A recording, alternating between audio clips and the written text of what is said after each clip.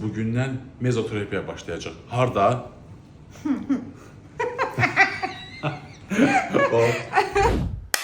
Saç həkimindən bir ay keçdi. Artıq bugündən mezoterapiya başlayırıq. Harda? Burada. Bəli, təbii ki, doktor Renanın yanında. Doktor, xoş gördük sizə. Bax, bəzən mənə sual verir ki, siz saçınıza mezo vurdurdunuz. Bəs təzədən gedirsiniz, əkdirdiniz. Nə üçün? Bunun səbəbini siz istəyirəm açıqlayasınız.